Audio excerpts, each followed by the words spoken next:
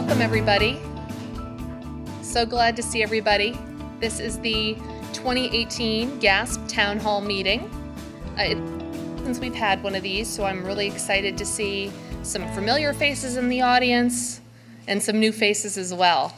For those of you who don't know me, my name is Carolyn Wilson, and I am the coordinator of the Groton Alliance for Substance Abuse Prevention, fondly known as GASP.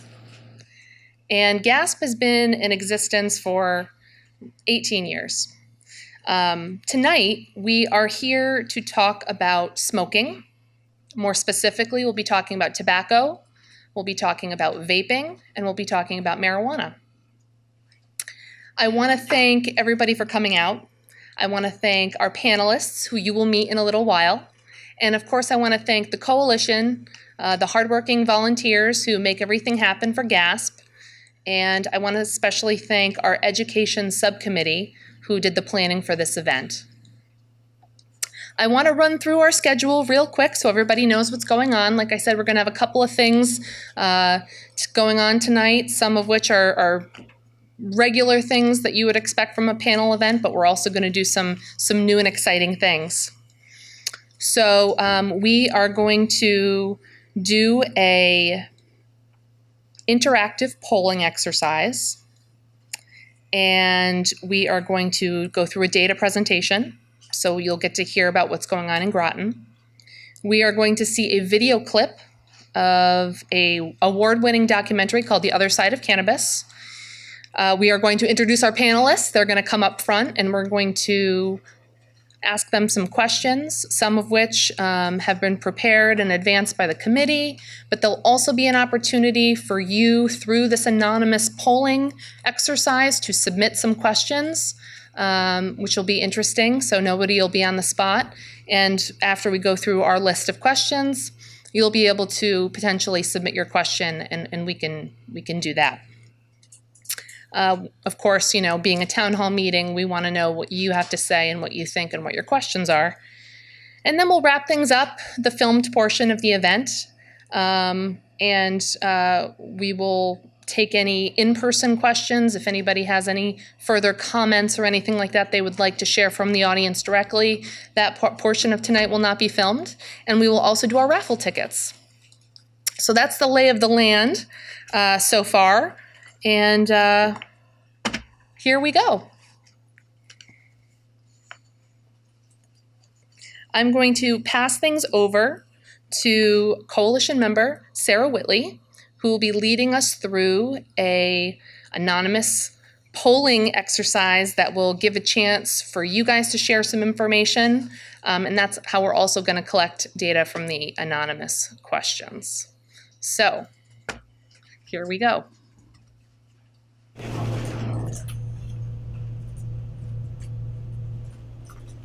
Thanks, Carolyn. So to participate in the polling, just to note at the bottom of your screen there, polling is anonymous and it's only used for gathering information during this meeting. It's not going to be recorded, it's not going to be saved, it won't have your name attached to it, nor your phone number, or anything like that. So the great thing about this poll is you can use your device. There's a texting option, or there's an online option if you have a browser app on your phone. It's really easy to connect. Two ways, two sets of instructions. Texting is a little easier. If you text Lucky Garden 054 to the number 37607, you'll get a notification message and you can participate in all the polls, all the questions that are going to be asked. If you want to use a browser app, you can use Chrome, Safari, Quora, whatever you have. Go to pollev.com/luckygarden054 and you're going to type A in for your screen name so that it's just anonymous. And then click submit and you'll be able to answer the first polling question. This one is kind of just an icebreaker to show you how it works. And it's already open for your feedback.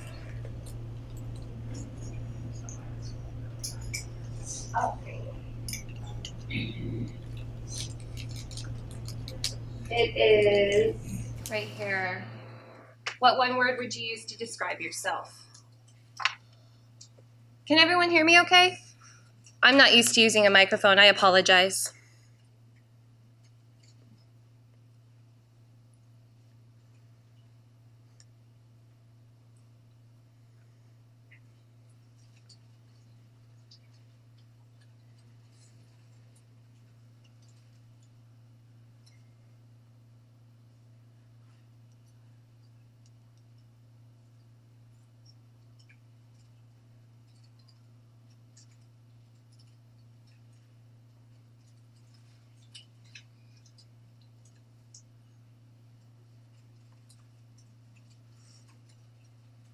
So you'll notice as we get more results, some of the words are larger than others.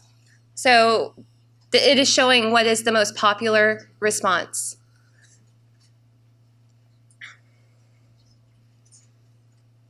Now you can submit more than one answer. So if you have a device but your friend doesn't or your child does not, you can share the same device and text multiple responses.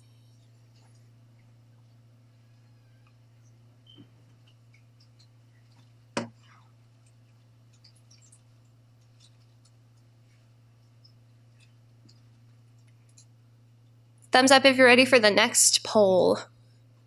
Thank you for the feedback. Appreciate it. I'll give you a couple more seconds.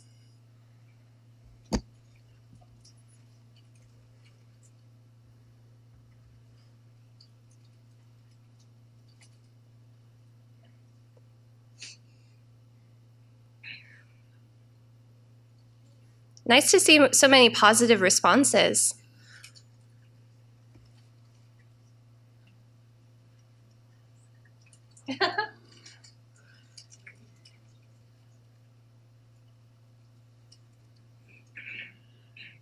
All right, we're gonna go ahead. I have to deactivate this poll and we're gonna activate the next one. So now we're gonna get serious.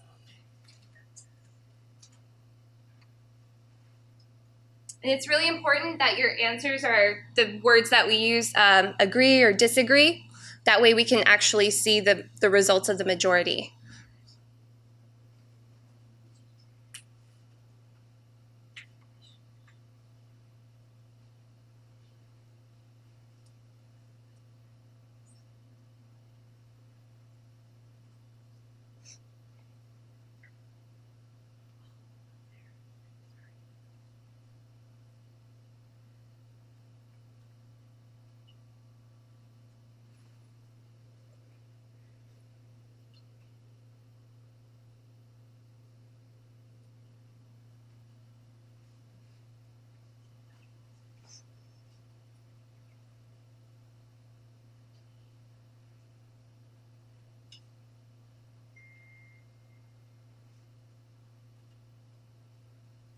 Okay, I'm going to go on to the next one.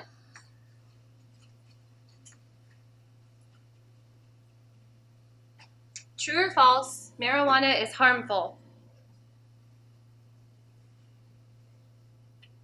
Notice if you put a response other than true or false, it's going to not have the same effect on our visual representation of the information.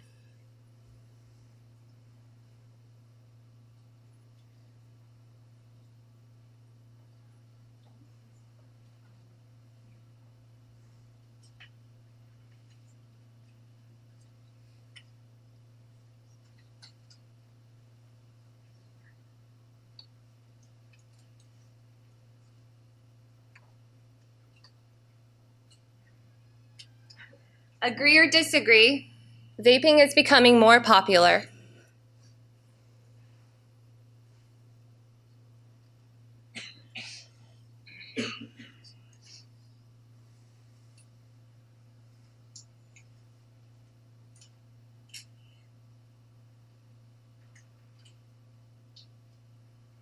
Remember, this is your own perception or your own opinion.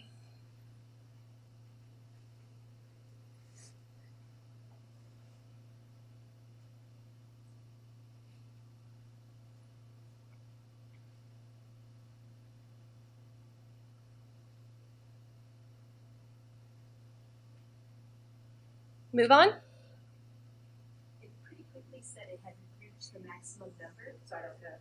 Oh, really? Interesting. No, thank you for letting me know. I think the max that we can pull at a time is 20. So if people are submitting more than one response, that might be crazy. Have you been able to get in at all?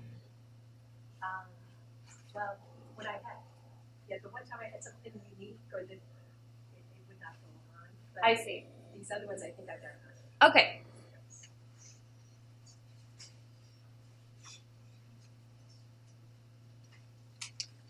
Okay, true or false? Vaping is not harmful.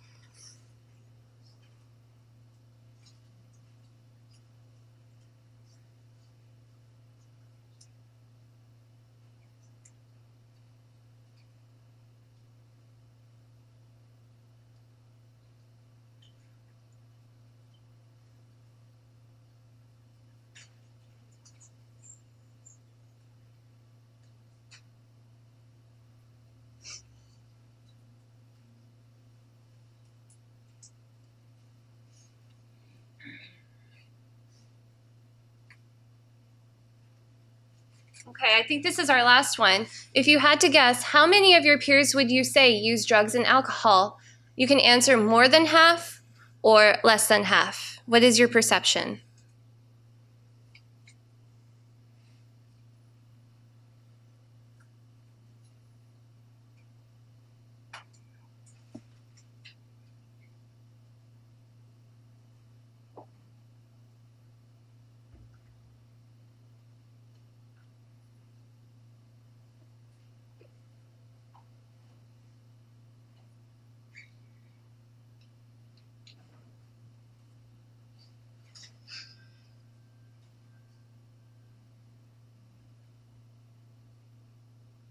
I'll give you about 10 more seconds to respond.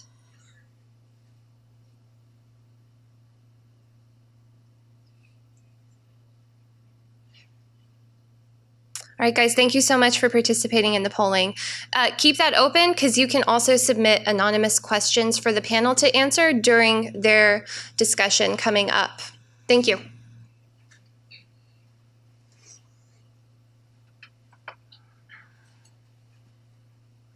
All right, that was pretty cool, right? Has anyone ever done that before? First time I had ever seen it. I think it's really an interesting way to get information from people, so I really appreciate you guys participating in that. And it sort of segues really nicely into the next portion of our talk tonight when we're going to talk about what actually is going on in Groton.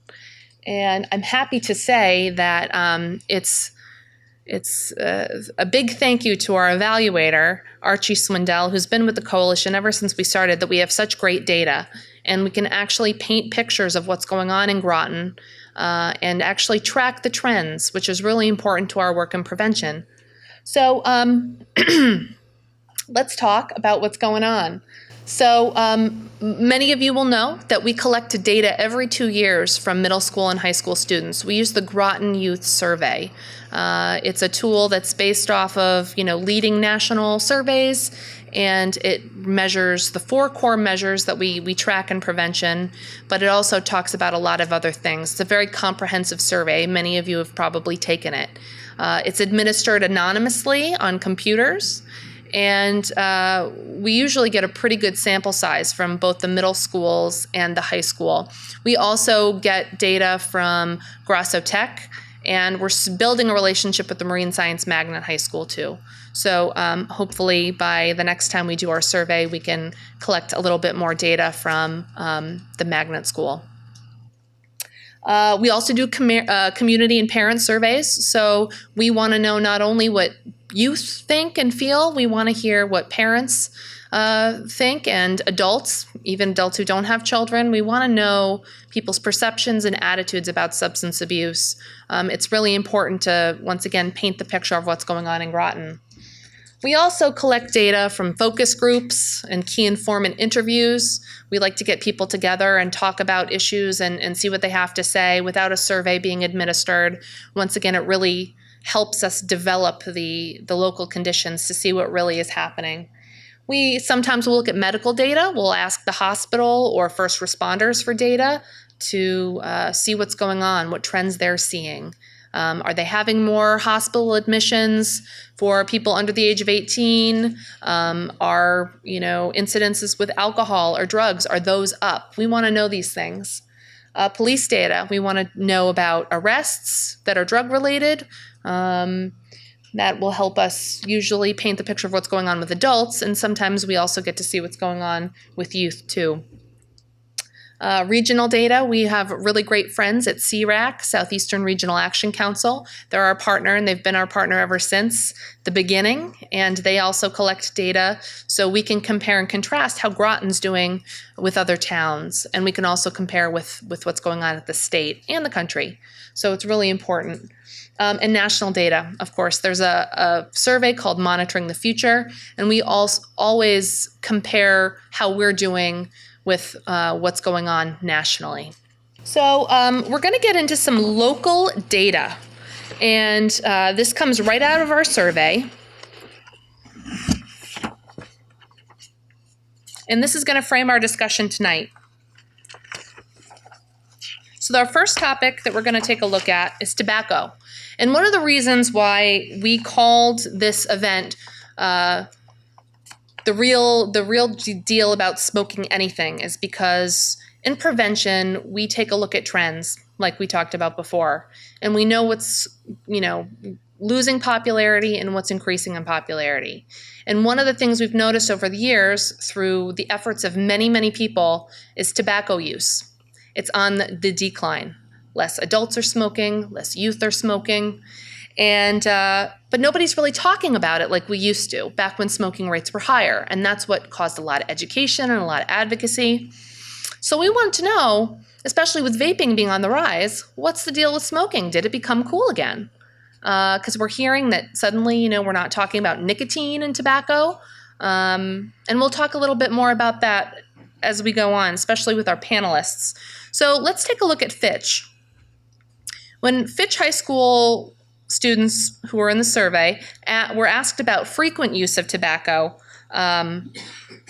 it dropped. So in 2012, it was only 5%, which is still pretty low, but it's dropped to less than 1% in 2018. So you can see that virtually almost nobody is using tobacco in high frequency. So that's, more than trying it, but using it frequently. So we can say that tobacco is really on the decline, and we're really happy about that. Lifetime tobacco use, so that's a question that asks, have you ever used before? Not used recently, but have you ever used before? We know that it's really low. Ever trying cigarettes? It's like less than 4%, 3.9%. So that's really, really strong. I mean, if we had done this 10, 15 years ago, those numbers would look completely different. And we know recent use is just over 1%. So once again, this isn't something that's popular with Groton youth. Smokeless tobacco, lifetime use. It's a little bit higher than you would think maybe. We don't talk about it a lot, but 2.4%. So once again, really low. And then recent use is just under 1.5%. So we're not seeing a lot of smokeless tobacco use, which is great. Grassotech, we had a small sample reporting in the survey, so we can't read too deeply into this, but once again, very low numbers for tobacco use, 2% lifetime that's ever tried it. And recent use, nobody reports recent use in our small sample that we took. And for smokeless, once again, 0. So we want to know, how old are kids when they're starting to use tobacco? Most of them are over 15. The numbers are so low that there's a little bit of everything, but most of them are over 15. So we're happy to know that, because that's one of the things we look at, age of onset. So almost 58% say tobacco is easy to get. So not a lot of people are using, but if they wanted to get their hands on it, they could. So those are sort of times when we want to think about compliance, right? Are kids being carted in stores? They say it's easy to get. How easy is it? 78% think it's risky or harmful. But we still have 12% that say maybe it's not risky. So, maybe they're joking around, or maybe they really don't think it's that bad anymore. And then we have 9% of kids who just don't know if tobacco is harmful. So that's a little surprising to us on the coalition. And that's another reason why it's important for us to have these discussions, is to really look at what's going on. 95% think it's wrong for some in their age to use tobacco, so it's not a social norm. We don't think, their peers should be using. 81% think their friends think it's wrong, so that's another social norm. Smoking doesn't seem to be very cool. It's not very accepted. And then teens think that 6% of their peers are using. So once again, their perception are that not a lot are using, but more than actually are. And that's a very important theme for tonight. And 27.5% say they have a parent who smokes, which I think is, pretty high. We were surprised to see that. But the last time we did the survey, those numbers were kind of high as well. So we still have smokers. There's plenty of adults smoking, but not a lot of kids are. So we're happy about that. But it's important that we still talk about tobacco because we know the health risks. All right, local data. Let's look at vaping. This is a hot topic. We started collecting data in 2014. Lifetime use is about 6.4%, 5.5% recent use. At the high school, about 7% report recent use. Now, we take a look at, certain grades to see where things are popping. And 8th grade use is up slightly from 2016. Same thing with tobacco, but the numbers are still very, very low. So there's a tiny little increase, but the numbers are still really low. 10th grade, in 2018, we saw a jump from 1.6 to 5.6. So you can see that in around the 10th grade time, kids are making some decisions about what they want to do. They're trying things, right? So we can see that there in the 10th grade, and this was last spring. So this year's 11th graders. Up to 20% don't know if it's harmful, and this is vaping. So we have a lot of education we need to do. If there's 20% that don't know if it's harmful or not, that's a huge opportunity for us as a community, as parents, as educators, to bring this up and make sure they know the deal. And this is a new frontier. So, we're plugging away at it, but that's still a high percentage who say they just don't know. And then 34% say it's not harmful. So that's a pretty big number, and we definitely want to start chipping away at that. So once again, at Grasso, this was a very small sample. Once again, 49 kids. No one was reporting vaping at Grasso. 65% almost of their friends say they would disapprove. So once again, it's kind of, the number's good, but there's still some approval there. And 88.5% say their parents would disapprove. So it sounds like these conversations are happening, which is good. But you can see, as educators and as a prevention coalition, we have work to do. All right, now we'll look at marijuana. Recent use is still pretty low. It's below 10%. And a lot of people have a hard time believing that. And it's one of the hardest things we face as a coalition. Lifetime use is a little bit higher. It's almost 15%. And that's people who have ever tried it. And this is middle school and high school. Estimated peer use is all the way up to 34%. But actual use is down under 10%. So that's a pretty big discrepancy. And we want to know why. It's important. It happens to be the second highest discrepancy in that ratio other than prescription drugs. So the only other place we're seeing that estimate being off of actual use is with prescription drugs. Once again, we're seeing at Grasso, the rates are decreasing. Lifetime use is a little bit higher. We're still seeing most youth report starting use over age 15, which is another good thing. We ask if it's 12 and under or between 12 and 15. We want to know sort of what age things are starting. So once again, most kids say it's after 15. This is interesting. The top 3 places of use, other people's homes, outside, or at home. So those are the top 3 places that people report using marijuana. In terms of access, people say they get it from friends, at a party, or someone selling it, which is a little vague, but that's somebody who's selling it. Almost 44% think it's easy to get. 45% think it's risky or harmful, and 13% just don't know. So there's a lot of confusing messages out there, and that's contributing to that. Almost 86% think it's wrong for someone their age to use. So that's a majority think it's wrong for someone their age to use. 60% think their friends would disapprove. So that number is a little bit lower. So the friend and the social peer norms there. Almost a quarter think over 50% of their peers in their grade use. So that's thinking that over half of your grade uses, and that's the perception. 6% say that their parents use. And we just started asking that question. And 71% of teens say their parents have clear rules against it. And that number is up from 2016. So you can see here with our local data that we are making some progress in areas. Our tobacco use is very low, but we're struggling a little bit with vaping and marijuana, and that's one of our priorities.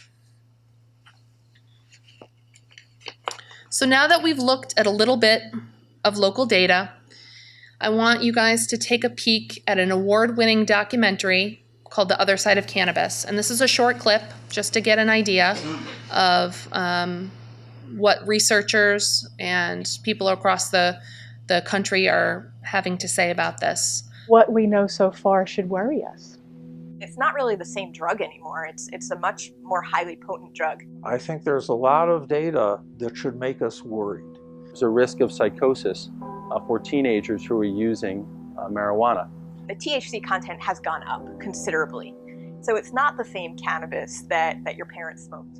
The perception that marijuana is dangerous has gone down. Over 100,000 people per year seek treatment for marijuana addiction in the United States. When smoking marijuana activates a psychosis, it may or may not be reversible. I never thought marijuana could be harmful until my son's marijuana habit grew into addiction, and eventually he had a psychotic break. There's a very strong association between smoking cannabis and the development of psychosis and schizophrenia. I see clients all the time who come in who are hearing voices, seeing things that other people don't see, hearing commands, and it oftentimes presents like schizophrenia, but actually is just the result of smoking marijuana. In those that have a family history of psychotic disorder or bipolar disorder, some of the more biologically loaded mental illnesses, they can develop a psychotic illness that doesn't subside even when they stop using marijuana. Most of our kids coming in suffer from a marijuana use disorder. I first started smoking weed when I was 11. You know, it's a lot more powerful to see someone saying, this is what happened to me and it can happen to you. Ever since I took my first puff, I basically became addicted. I feel like I came up with a dependency on the habit of smoking, you know, more than just me having to rely on the high of it. It has been a struggle maintaining my job while I've tried to maintain some sanity in my life because of the destruction that my son's addiction has caused our family. Kids will admit that they go through physical withdrawal symptoms when they give up marijuana. We did not have this 10 years ago. I was this really, really driven person in high school, and that was all gone. And all those years are gone. And I haven't gotten it back.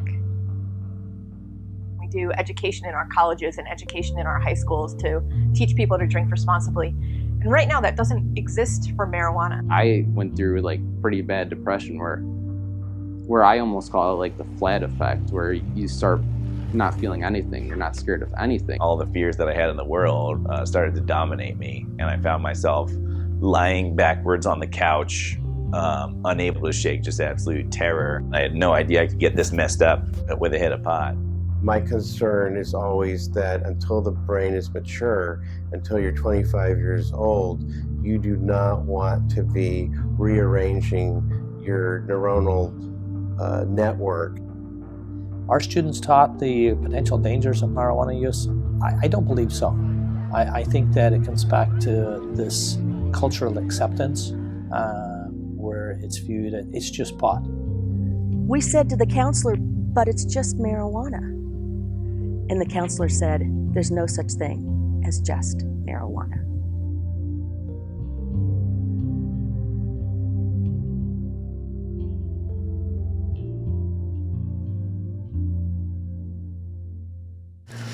So when I was coming up with some of the questions with the committee, we wanted to make sure that we hit a couple of different things tonight in some different ways. And of course, there's things that we wanted to talk about, but I'll remind everybody again, we also want to hear from you. So there is an opportunity for you to submit questions through the polling app that you used earlier.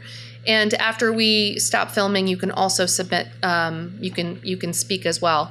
So we can either have them on film or off of film. So I have the distinct pleasure of getting to work with everybody that's on our panel tonight. And I'm going to have them introduce themselves and they'll tell you what they do here in the community. And we'll have about 7 questions that we'll go through, and everyone who would like to speak on a topic can, and we'll see where that leads us. So right here to my right, we'll start here. Good evening. I'm Chief Mike Spellman. I'm the Chief of Police in the City of Groton. I'm Archie Swindell. As Carolyn said, I do conduct the surveys. I've been doing this since 2004, and I also do it for a number of other towns around Connecticut.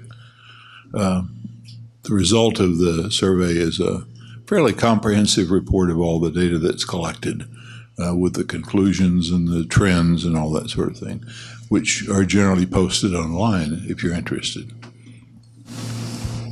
I'm Rayallen Bergman, Community Coordinator, and I run the youth programs with Southeastern Regional Action Council, or SERAC, I'm sorry. Good evening, everyone. Buenas tardes, buenas noches, bonjour, bon dia, ni hao, memenjes, dobre utro, namaste, sawadi, chawim, manga nangu manga, which is Filipino, como ye, sopa wanang sung, assalamu alaikum, privet, guten tag, calamara. Now, one of the reasons why I start off in all those different languages is because smoking, marijuana, does not discriminate against anyone. And those are some of the various cultures within our county that live in this county. My name is Kevin Booker Jr. I'm a professor. I'm also the founder of an organization called MELS that's at Benny Dover Jackson Middle School, which is Men Achieving Leadership, Excellence, and Success. And that's an after-school program. And I also am on the board of directors for Isaac Middle School as well. So thank you. I don't know how to follow it up. Good evening. My name is Officer Scott Bousquet. I'm with the Groton Town Police Department and I'm also the SRO at Fitch High School, School Resource Officer. All right. So like I said, I get to work with everybody on this panel in different ways, and we're really lucky to have them tonight, and we're so glad that they came and are going to help us out at GASP tonight for this presentation. So like I said, we're going to go through these questions. We don't have to get too in-depth into any single one of them. You don't have to answer all of them. We're going to start with a question about smoking. Smoking rates are down, but vaping rates are up. Did smoking become cool again? And what can we do to combat this?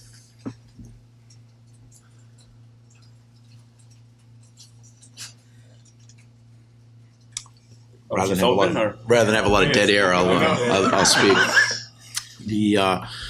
First off, I want to give a great thanks from the City of Groton Police Department to Mr. Swindell. His report and his work on numbers gives us the ability to do analysis and target our approach to meeting the needs of our young people in Groton overall, and make their lives safer and help them navigate the teenage years to productive adult years. And I give you great thanks for that. One thing I would say is that I noticed is I come from a generation where education was significant when it came to cigarette smoking. You just did not, they really did not want you to smoke. They eliminated the ability to advertise it in sporting events. And they put a warning label on it. I can remember seeing gruesome photographs of what happened to human lungs if you smoked.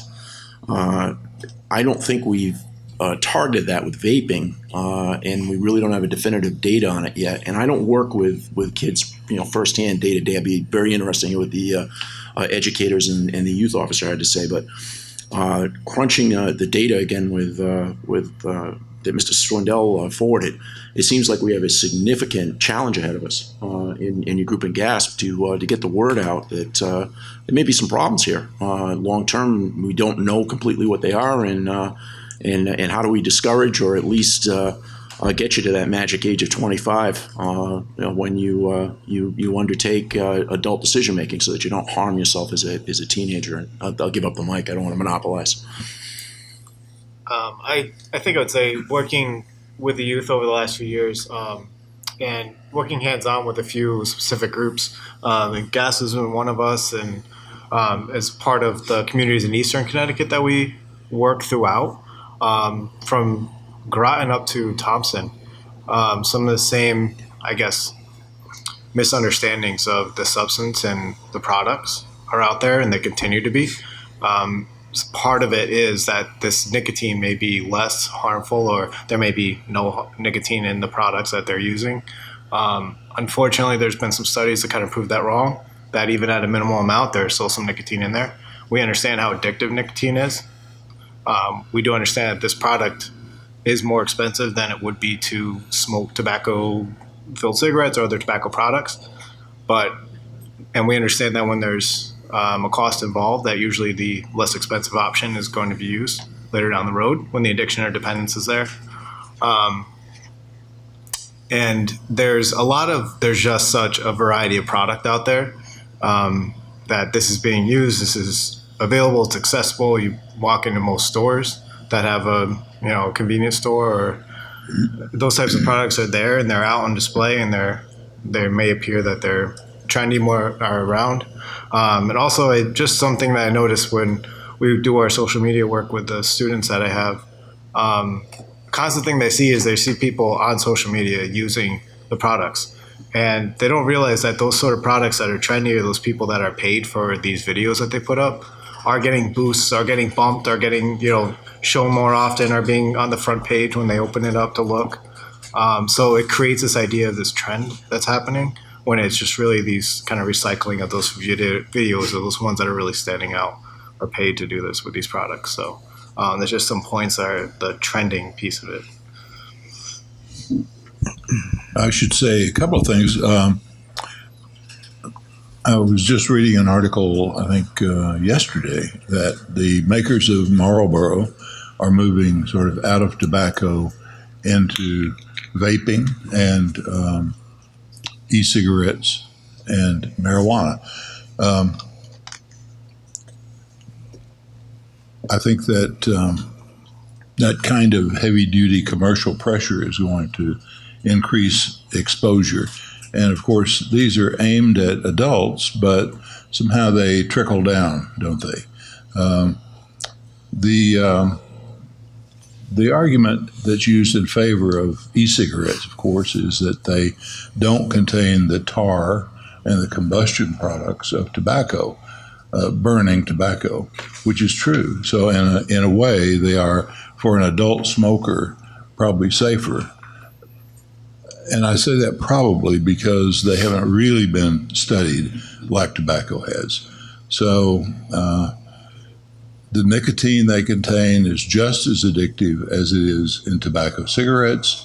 And furthermore, I think vaping can be used for marijuana principles as well, and it is being used for THC, so-called tetrahydrocannabinol, is available in an oil form that can be used in e-cigarettes. So, we're faced with a situation, and I think we have to be prepared for it. Just to also piggyback and expand a little bit on what you were saying about cigarettes and everything. I teach public speaking at the college level. And this semester, in informative speeches and also some of the persuasive speeches, many of my students, they actually talked about this device right here, Juul. And this device right here, most of my students are between the ages of 18 to roughly 20 years of age in my class. And they said that, yes, this is cool. And this became very cool. And one of my students by the name of Brian McPhee, he actually has a YouTube channel combating this particular device here because it has destroyed so many of his friends' lives. So many of his friends' lives have been destroyed in high school. And a lot of them are addicted to this device here. And what's interesting, and according to even the statistics and the studies that many of my students have presented, was that these fruity flavored smokes, which they call the Juul, comes in cool, cucumber, mango. Okay, used to be sort of like a bubblegum flavor as well. And one Juul pod contains 20 cigarettes worth of nicotine. I'm gonna say that again. One Juul pod contains 20 cigarettes worth of nicotine. And like I said before, many of my students have actually, who are just recently coming out of high school, have given presentations on this particular device right here that they said that many of our companies are marketing to young people and they are getting addicted. So yes, there is an issue that we need to combat, and there is an issue with smoking right now within our nation. Right. Yeah. And, we look to you, youth. You're the ones who set the trends for your peers. When you see things that are going on that you don't agree with, there's an opportunity there to stand up. And you can help us. We're always looking to engage youth in campaigns with peer norms, with social norms. So if you're interested, let's work together on that. One thing I do want to point back to in this, and part of this combating is this whole myth that everyone is using it, the trend, that our numbers are consistent throughout the region. And every time that I'm speaking for parents or school administrators or whatever the group is over the last 2 years, it's changed so much. Mm-hmm. But the number of actual use or that lifetime use in Groton here is 6.4%. Mm-hmm. Is that correct? Mm-hmm. That have tried it at least once. So experimented once with an e-cigarette or vape. It's only 6.4%. It is not 58% of students in high school that have used. So that majority is not correct. So that misunderstanding is there. Right. And I just want to also just say, just like the advice I gave you, I learned from my own student. I mean, they're combating this device here. Mm-hmm. They created their own social media YouTube page just to actually create awareness. So you have the power as well in this room, okay, to create awareness, to make sure some of your friends are not affected by this as well. Just like Brian McPhee did. You can do the same thing, okay, if you want to create change. If I could ask a question, Professor, Yes. Your students, did they talk about the marketing campaigns that Juul is with the bright colors? Yeah. What was the feedback on that? How effective did they feel that was? They felt that, thank you very much. They felt that the marketing campaign, that Juul advertised it as if it was like a candy. And because of that, it enticed students and it made them actually want to actually use it. Oh, this is not that bad if I smoke it. It's not going to be that harmful to me. And then later on, 2 or 3 years later, which I wasn't even unaware of it, was that they got addicted to it. I didn't even know this was occurring until the students started coming in my class presenting on their addiction and what has occurred. So thank you. So we are living in really interesting times. I want to move on to our next question. For you guys, briefly, from all of your varied experiences, what do you think are 1 or 2 key reasons, super brief, why youth shouldn't smoke, vape, or use marijuana? Bonus points for being brief. So substances like nicotine are going to leave an impact. THC are going to leave an impact. And if you're introducing it under 25, you're changing the way that brain is physically developing. So you're going to introduce something that's going to make a change, and that change may be permanent. It may not be, but there's potential for it to be permanent. So you're going to make a change. I mean, for obvious health reasons. I mean, you hear kids say, well, can't get addicted to it. There's no nicotine in it, but that's the misconception. It is. Just like a professor said here, one pod is equivalent to the same nicotine as in a full pack of cigarettes. So for obvious health reasons. I will also say that I've been doing surveys since 2004, as I said, and so we have a lot of longitudinal data. One of the analysis that I've tried to do for all these years is to relate the use of one thing to another. And I've found that users of marijuana typically are willing to try almost everything else. All the hard drugs, they've used them at least once. Not all of them, but maybe half of them. And that can lead to, lifetime problems. It doesn't take much. So the word gateway is not, is not a word that marijuana proponents like to hear, but it is a fact. The one thing I would harp on, I was educated locally at Stony High School. I had a tremendous high school teacher who had an impact on me, Pierre Lucier, recently passed away. One thing he said to us is, can you identify what the most complex chemical reaction on the planet is? And it occurs in great numbers. And it's the human body. And anything that you introduce into that human body, it may never go back to what it was originally supposed to be, any substance that you take in. And I think we have to be honest and get the information out to the youth of today. They're intelligent, they're capable of making their own decisions. But my God, if you're taking a small pod and you're taking an entire pack of cigarettes worth of nicotine into your body, think about the impact that's having on your heart and your cardiovascular system. Think about if you continue to do it, you're taking years of cigarette smoking, decades in some cases, in a very, very short period of time. Your cardiovascular system may not recover from that. And this is a recent phenomenon. We really don't know what the long-term effects of it is going to be. And you don't want to be the guy who's giving a message. Oh, I'm trying to scare you. I mean that's reality, and I think you have to look at it that way. Excellent. Thank you, everybody. Those are some really important takeaways, take-home messages, as I like to call them. All right, moving on. If marijuana is legalized in Connecticut, what impact do you think we will see locally?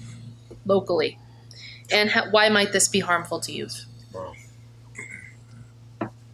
All right, I'll jump on this one. I recently came from Connecticut Council of Municipalities. I go every year. Both my second in command and I, Captain Jenkins, we sat down and we sat through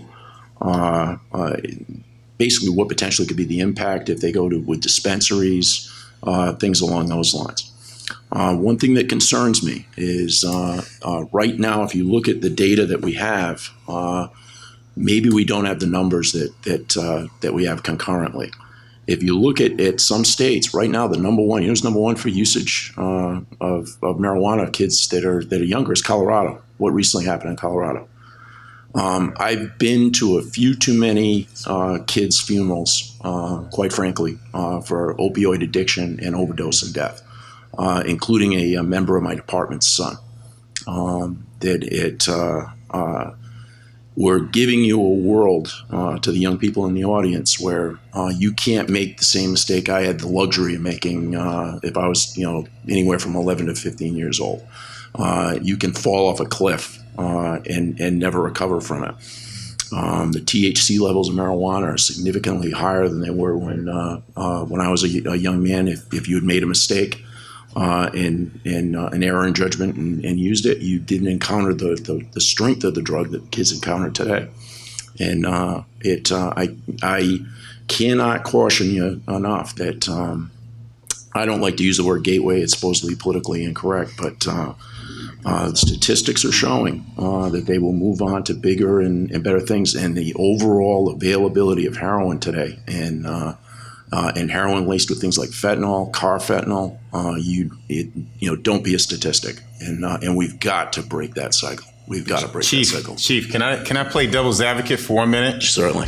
That other voice that we hear about if marijuana becomes legalized in the state of Connecticut. But when you look at our economy right now, Chief, Connecticut is in a deficit, and we really need jobs, and we need that industry to come in, because Massachusetts is doing really well when it comes to tourism, and the industry is growing, and Colorado. So, Chief, why should we not follow that model? And we'll also have jobs and industry as well within the state of Connecticut. And then they're doing it, and I don't see as many issues within their states. And law enforcement, they're not having, crime has actually went down in some of those states. That's what the research says. So what should we do? I would say question who's doing the research. If you make a telephone call out to Colorado or some of the states, they have had some serious issues out there. It's a cash business because you can't use a credit card. It's against federal law. Anytime you have a lot of cash, you can get people in there that may want to acquire it in the most nefarious means necessary. Another thing, if you have a dispensary, what happens, I get an unscrupulous person comes in and they're getting 1 ton of marijuana that they're going to be giving out, and they've really acquired 2. And now we're inundated in a local school. And I won't come back with the devil advocacy of are we going to legalize brothels next? But I mean, these are the things. I mean, in your rush to revenue, on these scenarios, don't affect the quality of life of your community, and your most precious asset in your community is your kids. And we want a return on investment in our kids. We put them through schools. We want the best for them. We want to be the most productive adults that they can. You are the future, and we have to give them the tools and the boundaries as adults that allow them to reach their maximal potential. And that's. Playing devil advocacy, that's usually what I throw back.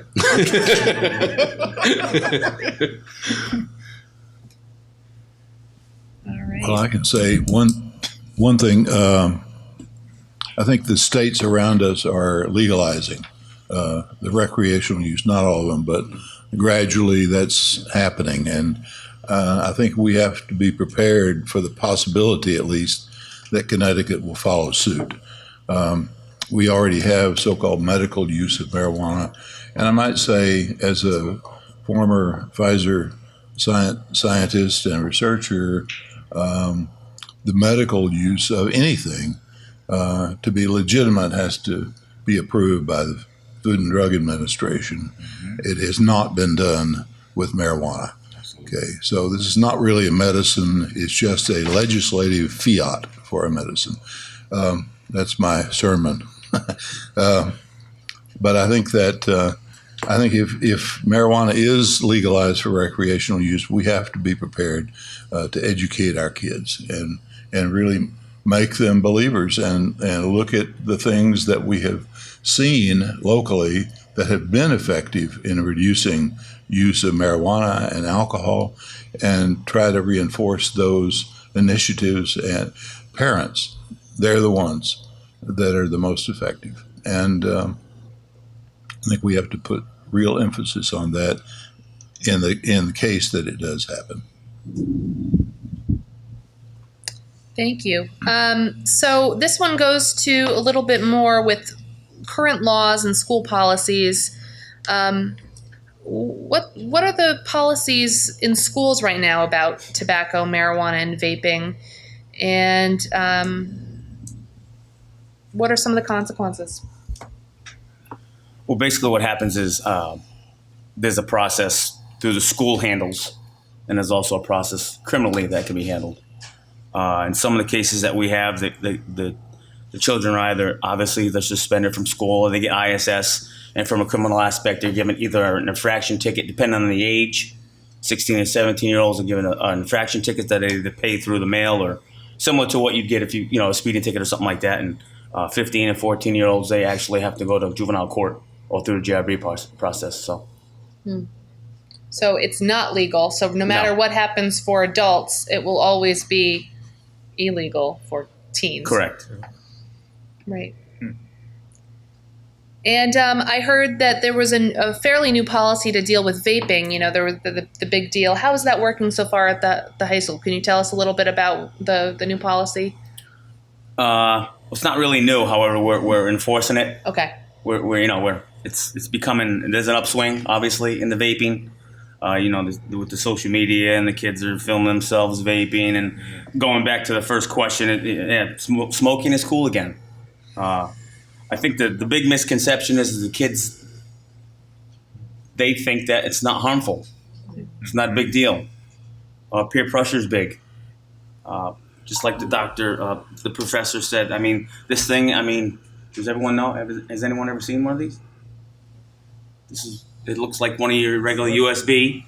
You can stick it in and charge it. I mean, the education's not there.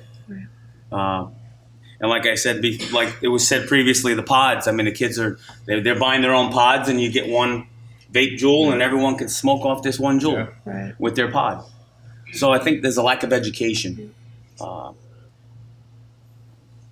catch up. As things change. We have some catch up. The adults have to learn about these things. The prevention folks need to learn about these things, and we have to adapt to the new frontier of what's going on. Thank you. Another policy question. Hartford recently raised the minimum age to buy tobacco to 21. Briefly, do you agree with this policy change or not? And do you think we're going to see more of these towns sort of making this decision? Do you think we're gonna see more of this? I think it's been proven. This is prevention science. The later you start, the less likely you are to develop a dependence. And that's why after 25, after that development's done in the brain, starting later on, you're less likely. It's proven. It's been a consistent fact that we can replicate. Mm-hmm. So I think following this trend and looking more towards extending the time before they're able to buy, I agree with this. I think there's enough there to prove that this substance can make an impact. Delay it as long as we can.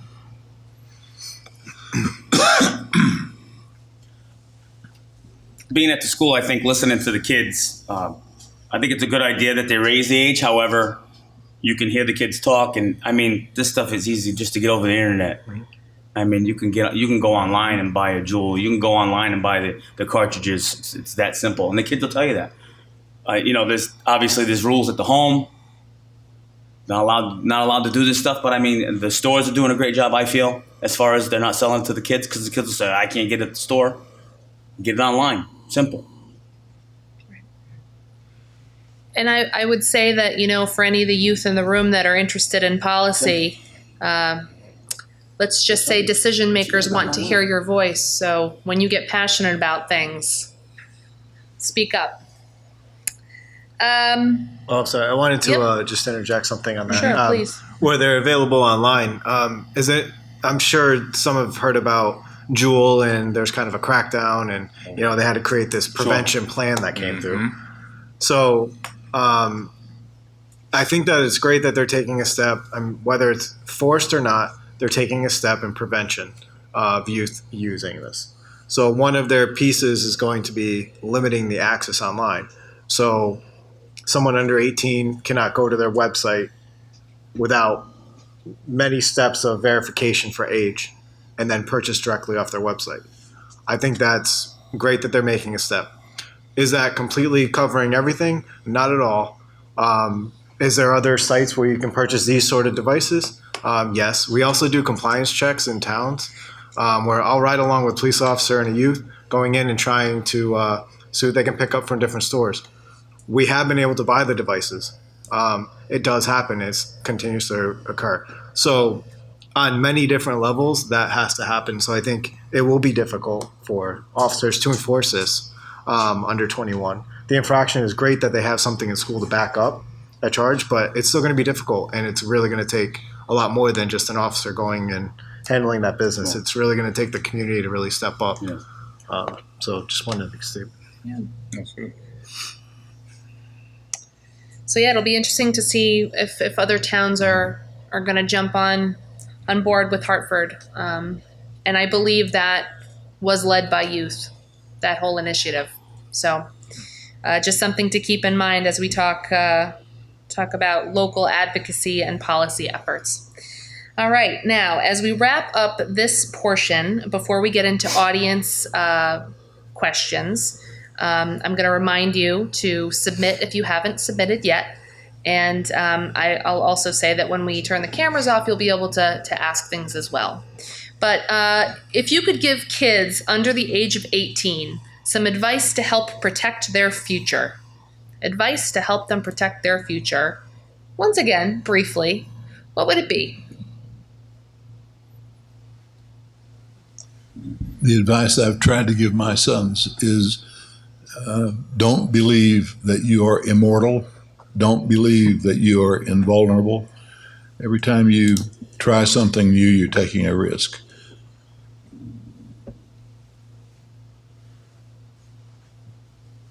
One thing I think that we have to be cognizant of, and I see a lot of parents in the room, is that we create a support network for our kids. One of the things that we looked at in the self-concept was I have the report that Mr. Swindell put together.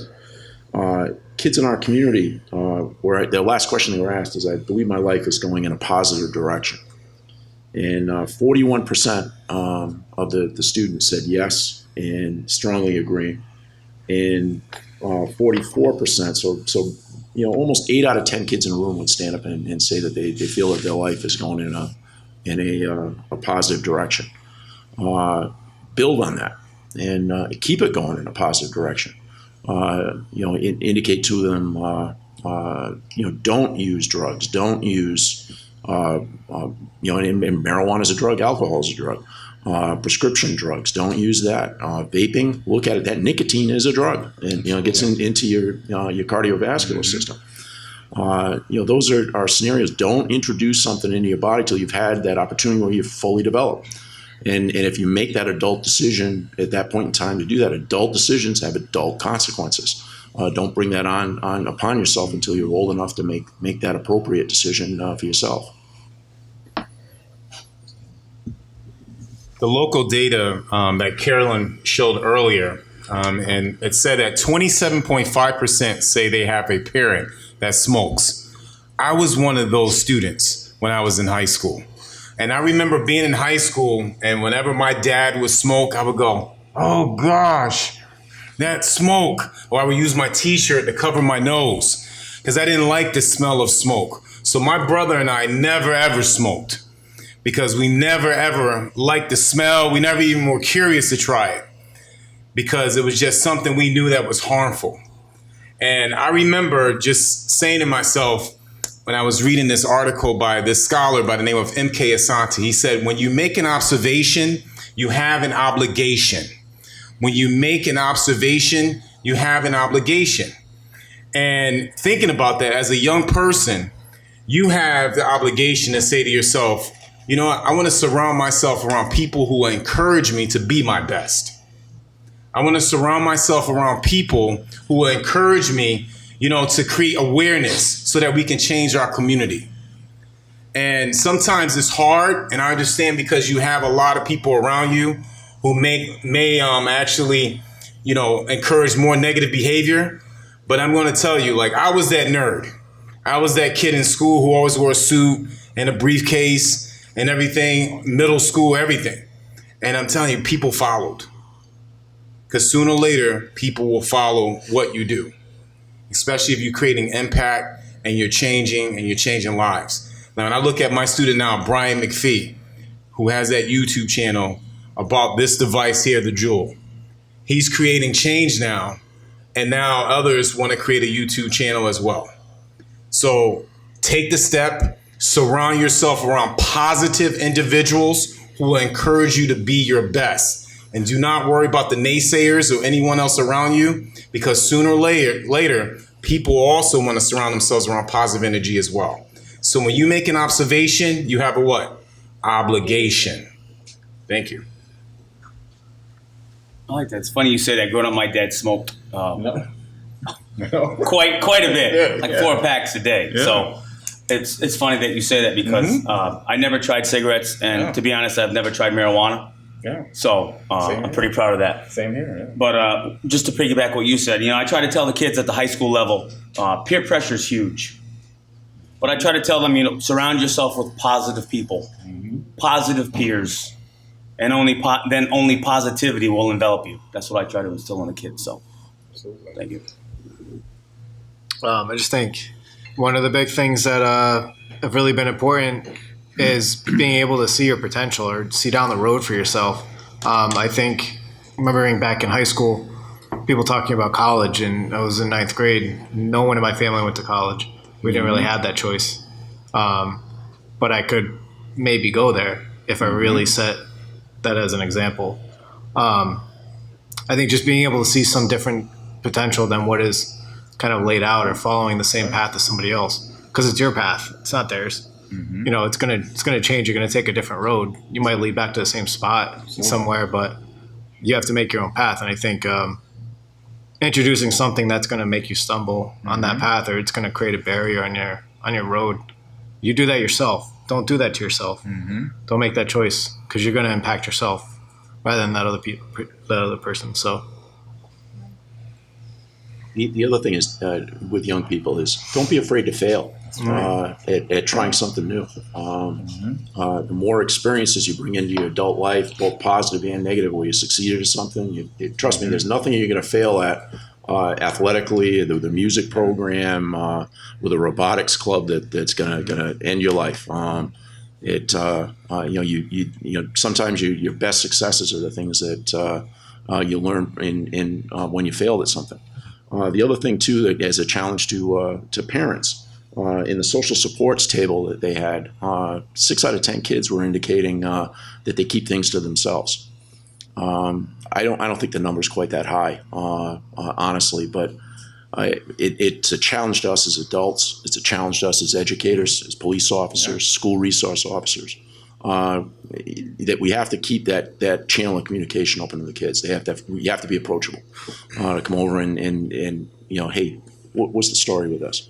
And you have my word. If I don't know, I'll find out. I'll tell you I don't know, and I'll find somebody who does, and we'll go there. I'll try to get you the most honest information I can. And people don't care what you don't know. They want to know that you care, and that's so important. I think you have that support network here in Groton. There's outstanding work over in the town with the resource officer, and in the city, and in our schools. And I think it's very, very important, because we're the young men and women that are in here today. We're putting them into a world where a mistake could be catastrophic, and we don't want to see any kid be a statistic. I just want to expand on the parents, because I think about my own parents, like something that I think they really did, which was very positive.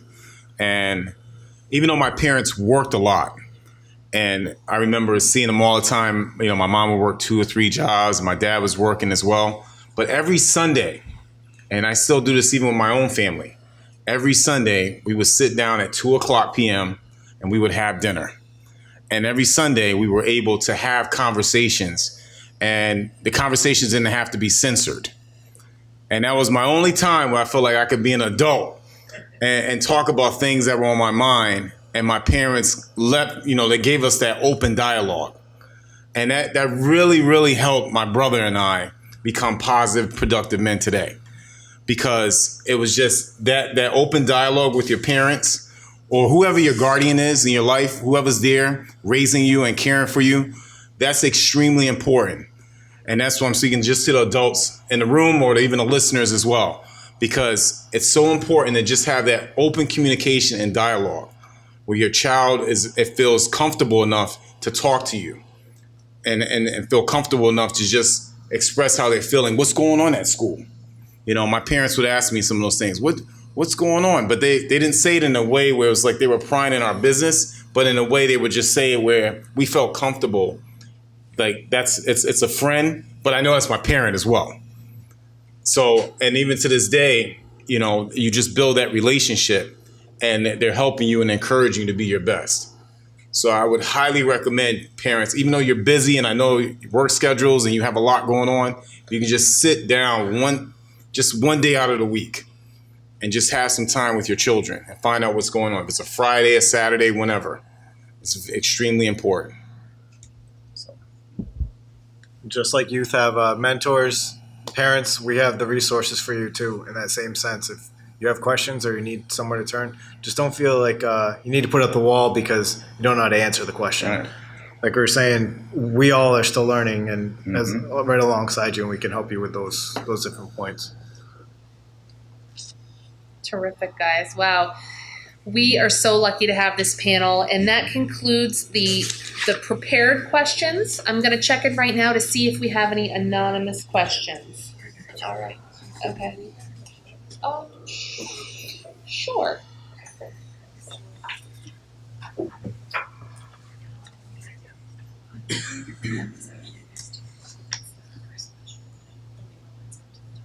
Okay. All right. All right, so we have a couple of questions before we turn the cameras off. I live with chronic pain. I have heard positive things about CBD and THC as a pain inhibitor. So this is kind of a technical medical question. I have children.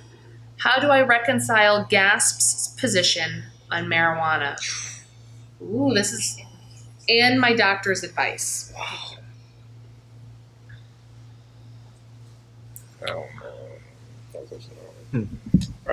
I think THC is available on prescription for people who think they need it or whose doctors have recommended it. It's sometimes recommended as an appetite stimulant to people doing chemotherapy. So I know it's available, and I understand CBD is also now becoming available. I've seen ads for it, in fact. So you can do it if you have to without exposing your children to marijuana. I think what I've had this question come up in a couple different venues. And one of the things that we really try to kind of bring home is if this is used for in medicinal use for someone who has a diagnosis that qualifies for this, that they have found that this may be beneficial for those disorders or those conditions that person has, like if it's chronic pain, which is one, that can be one thing that they are still doing studies on, but they're showing that there might be some promise for that. But that's also for an adult, and that's somebody over 21. That is not, and it is not going to be studied in its effects of somebody under 21 because it will make an impact. We have seen that. There's a flyer back there. Cap has it right here. This is some of the additional information that's followed up with some of the studies, but the studies are continuing to happen, which is why it's not just blanketed. Marijuana is just going to be federally legalized because there is impacts from it. We've seen that. But if somebody's using it for those conditions and they're being safe and they're going to maybe, just like medication in a prescription pill bottle, we would not leave that laying around on the counter for anyone to try because we're not sure how that's going to react for an individual, say somebody under 18. Same thing. If this is going to be used for medical use, that still needs to be handled the same way. The same precautions need to be put in place because there is not enough information there to justify that it's going to be safe for youth under 18 to use or under 21 to use. Thank you for that. And I would just say to echo what Rayallen said, storage, just like it would be any other medication, proper storage and securing medicine, any kind of medicine is important. And just have honest conversations about your expectations as a parent. If you've got kids in the house, there's things that you can do to, do what you need to do as a medical patient and also, be a parent for prevention, so we'll say. All right, next question. How do I frame the discussion on prescription opioids versus marijuana? So this is sort of similar to our last question.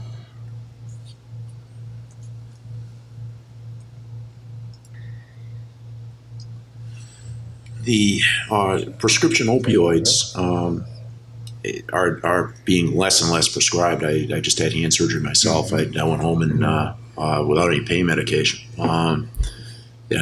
Because it's been abused. We are as a country, we use significantly more opioid than many other organized nations.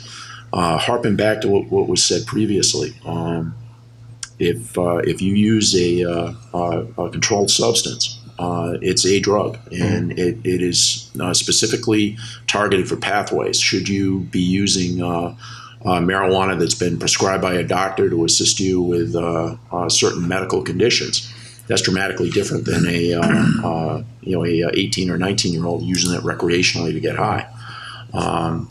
Same thing with the opioids. You're taking it to numb yourself, or some people are using it for pain in the prescriptions. And and one thing that we've run into when they give out Percocet, they give out a Vicodin, they give out an Oxycontin drug. Some of the Oxycontin is a time release of the Vicodin for extreme pain.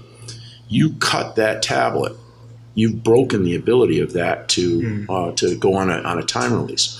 We've had tragedies where someone has cut that tablet and taken it, and it's been a high dosage Oxycontin tablet. It was almost similar to taking an entire bottle of Vicodin, and somebody as a cancer patient. So, there's a reason things are prescribed. There's a reason that pharmacist goes to school for all the years he goes to. There's a reason they match it up to your body weight, what your pain is, what your tolerance is. A lot of times when people come back from heroin rehab, they're at their greatest risk of overdosing because their body has started to detoxify. If they go back to what they were using before they went in for treatment, they run a dramatic risk of overdose. Those are very real world scenarios. Don't take that path. That's a very dangerous path for a young person to take.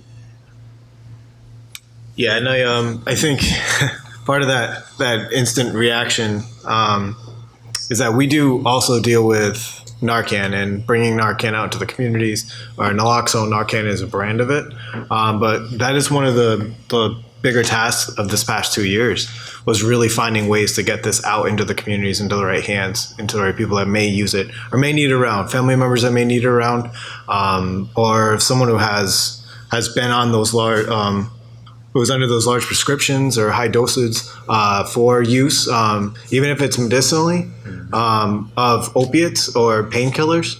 Having that Narcan around in case that accident happens or that mistake is made. It's not only for heroin use, but the opiates are very, very potent. They're becoming a lot more potent to be more effective at numbing the pain or taking that pain away, so that person is not dealing with that, because that is a severe impact on that person. But you're looking at marijuana with our percentage rate, which, I mean, even that video, they're mentioning that psychosis. Yeah. So those are two substances, opiates, which will affect the function of the brain, shut the body down, shut the breathing down. You're looking at marijuana, which is also creating a different type of reaction in the brain, but it's also causing a very significant reaction in the brain. If somebody is capable of having those instances where that psychosis can set in, when is the next step where we're going to have a substance out to block that from happening? Like, on the other end, not saying we need another can for marijuana, but it's looking at that can cause a pretty significant reaction in the body. Absolutely. So we're looking at two different, they may be different impacts, there may be different side effects or symptoms, but those are very severe instances, and they are capable of happening. And I would say, just to tie that one up, when you're talking about opioids and marijuana, they're two different things. Mm-hmm. And it's important to speak about them. You can have the same conversation about them, but speak about them differently, because they are different and they have different effects and different uses. And, you can certainly have the same conversation about both, especially when you're setting clear rules and expectations. And this is going to be a quick yes or no question, sort of, and we'll go down the line on this. Do you believe genetics plays a part in addiction? And I'll start this one and just say yes, but it's not a guarantee. I would say yes. It's definitely been shown very clearly medically that people who are genetically inclined are more likely to be addicted. There's no guarantee that if you're not genetically inclined that you will not be addicted, but there definitely is a connection. Yes. I would say yes, but you can break the curse. And I'm a living proof of that. So I had a parent that was addicted to a drug, but my brothers and I never ever smoked or drank or anything in our entire life. I think I had my first drink when I was 21. Okay, so you can always break the curse, but you have to have a strong support system and keep yourself around positive individuals and people who encourage you, like I said before, to be your what? Best. Yes. All right, thank you. And this is our final anonymous question. I am a veteran with PTSD. It's okay. Isn't medical marijuana better than benzos, that's short for benzodiazepines, that are FDA approved? So just from my standpoint, I do want to validate that somebody that has PTSD, that is, they're capable of receiving the medicinal marijuana for that purpose. So just to clarify that, not to say that marijuana should not be used as an adult, there are ways that it can be used, and that does qualify as one of the conditions for medical marijuana, just to state that. I'd just like to repeat what I said before, that if I had PTSD and I were prescribed marijuana, I would wish to know the proof that it actually would work for me. That's all been settled for FDA-approved drugs, but not for marijuana. One thing I want to say, and I want to focus on the matter at hand and throw a question back to the person who asked the question. If you go into the sheet that you were handed out today, the second stanchion going down says Connecticut youth marijuana use has increased during the decriminalization and medicalization years 2009 to 2013 by 19.27% for the last 30-day use and 17.14% for number of youth who use before age 13. Is that the direction that we want to go in? And there's nobody in the room that says that that's where we want to go. So as we move into the brave new world of likely decriminalization of marijuana to legalization of marijuana to unusual medication strategies to meet legitimate needs of people, we also have to remember that we've got kids at 13 that are using marijuana, and we can't have that. We've got to make sure that generation meets its potential and that developing brain isn't poisoned. Absolutely. But if we're looking at CBD has an impact on PTSD and the conditions of that, then CBD should be the focus of that person looking to receive that product or use marijuana, use the oil, the edibles. It should be the focus of the CBD if that's the one that's proving that there's some medicinal use or medicinal purpose behind it, and to focus on that. And if we look at just legalization, we're just throwing a blanket over and saying, oh, I think if we just approve it all, then we don't need the safeguards in place. We don't need to really justify that it's working or how it's working, but there might be some potential. Then let's find that potential. Where is it at? How is it actually working? How is it making a move? Let's prove that. Let's get that out there and make sure we're using the best that we can use out of this rather than an open door. I think that's difficult right now. That's part of that conversation, which is why it's so difficult. Right. Yeah. And I'd just like to say, thank you for your service. And PTSD is one of those things that there isn't any, magic bullet. And through an ongoing, dialogue with your doctor, I wish you relief and whatever works and makes your life better and helps you. So it looks like we're at the end of our submitted questions. Thank you so much to the audience. And before we switch the camera off, I would like to give a great round of applause to our panel I couldn't have asked for a better panel. You guys all mean a lot to me. You're excellent at what you do, and I thank you. So.